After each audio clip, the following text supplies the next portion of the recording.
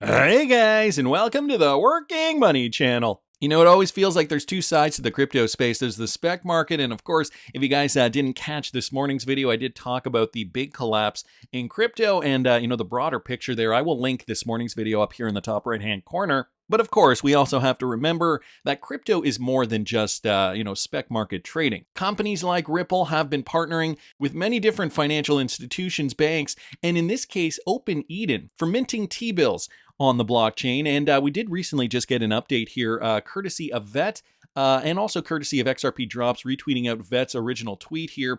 So discussing the concept of T-bills and tokenizing real-world assets for the short and medium term, Vet did ask, I'm curious, you mentioned it in the last part, but who are the users of tokenized real-world assets in the short and medium term? I think of sophisticated players, but those aren't necessarily the blockchain users we are seeing today. Is it putting the cart in front of the horse? So Ripple partner Open Eden did comment on this. They did respond. You'd be surprised, most of our users today minting T-bill tokens are organizations seeking to manage the cash in their treasury. DAOs and crypto-native teams, buy-side funds, liquidity funds or liquid funds, and venture funds need a safe liquid way to earn yield on their idle working capital, usually in USDC. So that is who is currently using this today. Of course, as this market becomes more regulated, we're likely going to see larger firms utilizing this technology. So they give an example here: funds earmarked for payroll, dry powder, or cash float for other OPEX items. Deploying your treasury into degen bets like leveraged LP positions is a bad idea. As Team Kujira recently found out, they join a long list of other examples of poor crypto treasury management practices. In traditional finance, they would typically have access to a corporate brokerage account or treasury management service by their bank. If you are rich, we provide that access on-chain via stablecoins. So they say down here, treasury management is not a very sexy or visible use case, but it's an extremely vital function. So guys, just giving us a bit of a more insightful look into what Open Eden is doing, that Ripple partnership, minting T-bills on the XRP ledger. So wanted to thank XRP Drops and Vet just for posting that. Now, Mr. Man here, guys, bringing this to our attention, and this just came out a few days ago. RBNZ explores new ways to monitor financial stability. Now, I don't know if you guys remember this. This was from back in 2021. So nearing the height of the bull run there, Ripple Labs welcomes the opportunity to comment on the future of money for central bank digital currencies, or CBDCs.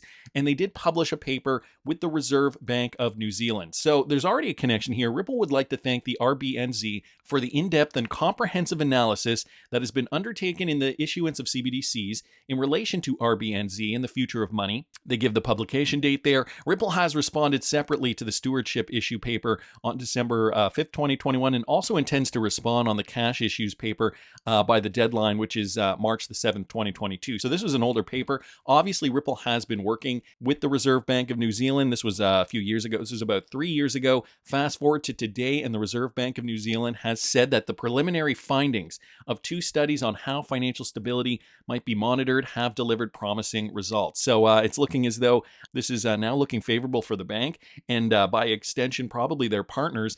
In the study, they found analyst Trent Lockyer. He said that RBNZ has been looking into using new sentiments to measure early stage financial stress in the country. Researchers used 3 different models, 2 dictionary-based and 1 based on machine learning, to analyze the sentiment or emotional tone of around 153,000 economic and we don't have the rest of the article here, unfortunately. I am not signed in, but I think you guys understand here. A positive outcome for the Reserve Bank of New Zealand, who we know have been working with Ripple in this capacity for the past few years. Here, let's see if I can find another article here real quickly that does talk about this. No, it looks like they're all...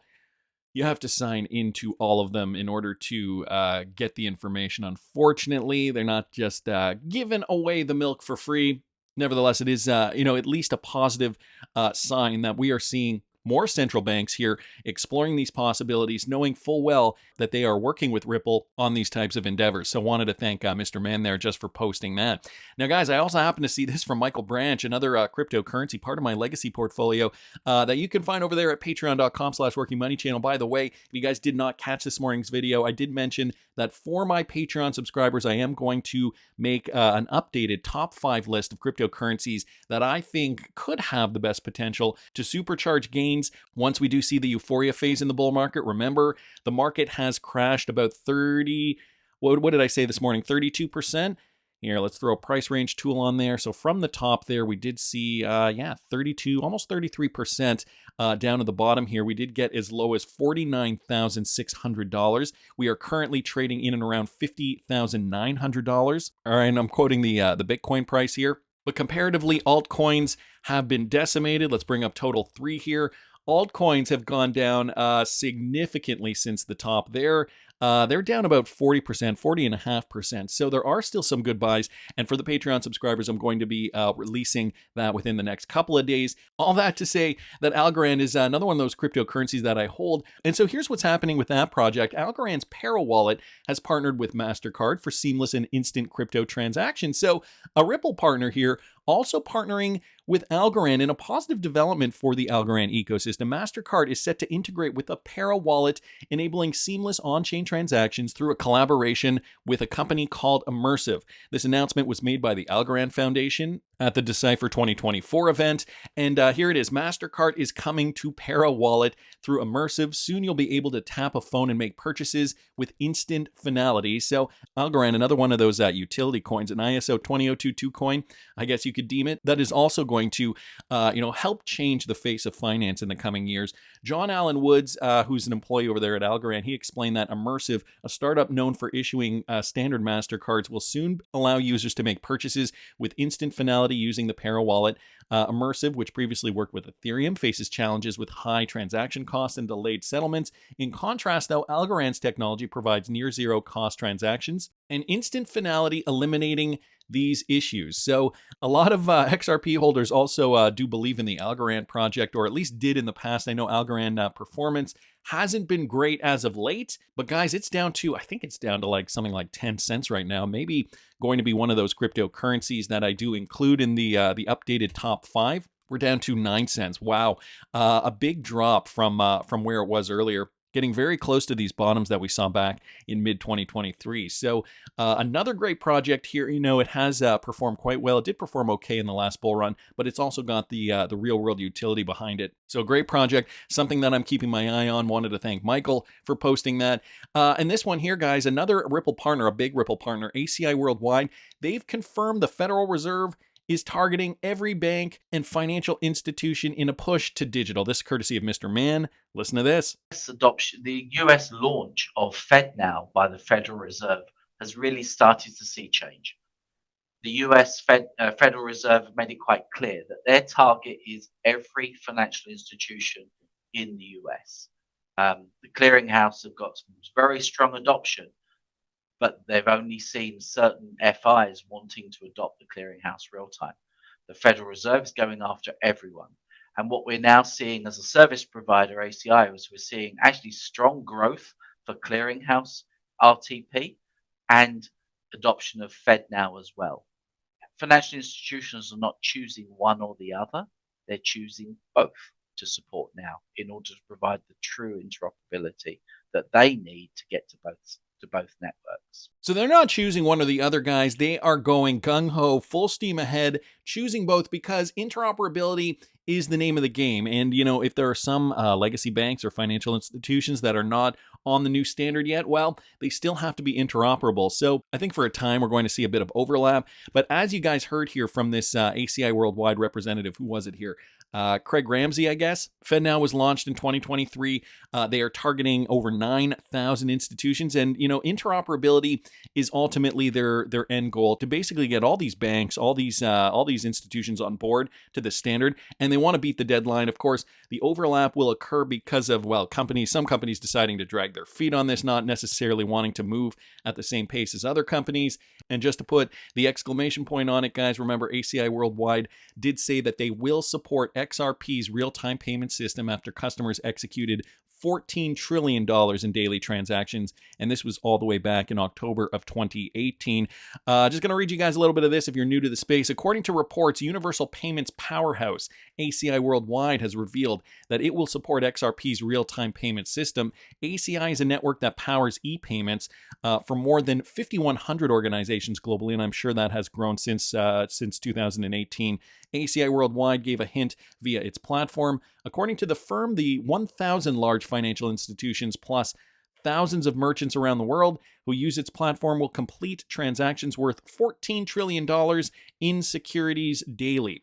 So at that time, they were looking at those numbers, but this has obviously just grown over the last 6 years. Of course, implementing the technology, making it ubiquitous around the world is becoming the main focus, guys. So much so that they're even stating this, okay, courtesy of Smoke here, ISO 20022 data exchange plus, since the emerging financial platforms will require updated protocols to accommodate blockchain technology. Get this is what they said here. Swift's castle-like headquarters in La Hulpe, Belgium, is likely to be a busy place for years to come. So this was from a report here, noting the technology, the emerging technology, and they mentioned the castle-like headquarters here. I believe this was already decoded years ago, but I think, it is worth a revisit here. From Ripples in Wales, Swift's castle-like headquarters in La Hulpe, Belgium.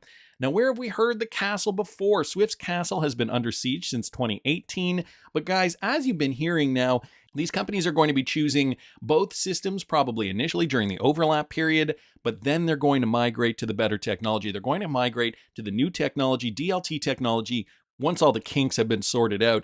And that, in this case, would be RippleNet leveraging XRP for liquidity. But as per that comment there, Swift's castle has been under siege since 2018. 589 was a code word for the Swift reset. A payments reset globally was needed so that the Internet of Value could occur with a new set of standards on a new set of chains, one that could be trusted and verified.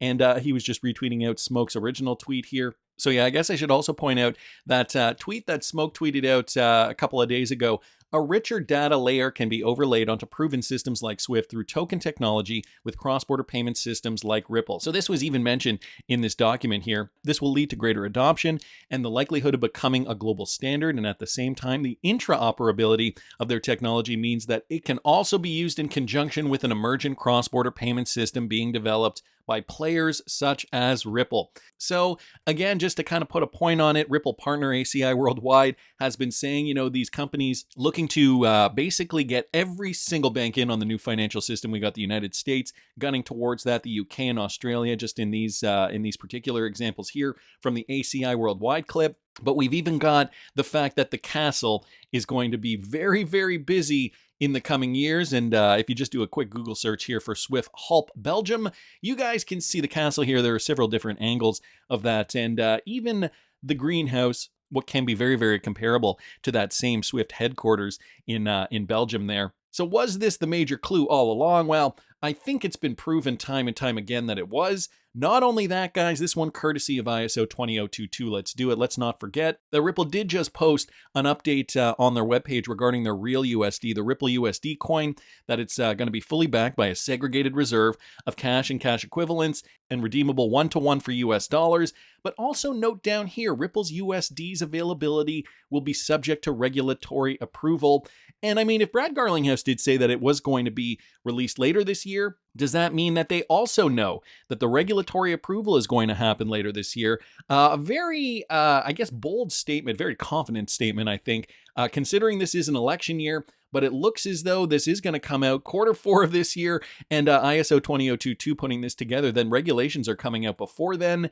So guys, we could in fact start to see a wave of real-world adoption. Prices are eventually going to go up. During this euphoria phase, we might even see real-world utility coupled with the spec run, sprinkle some FOMO in there, and XRP price could really, really soar in the coming months. I know it doesn't feel like it right now, with an XRP currently sitting in around 45 cents per coin. But like I said, a great opportunity to buy. And again, I'm going to remind you guys, I'm going to be posting my top 5 cryptocurrencies. I think I'm going to include my legacy portfolio in there too. So I'm going to compare XRP and Bitcoin and all the other cryptocurrencies that are in the $15,000 plus portfolio and give you guys what I think personally is my top 5. You can find all that at patreon.com/workingmoneychannel, but that's just my opinion. I want to hear what you guys think. Please subscribe to the channel if you haven't already. Like the video if you like the content I'm providing.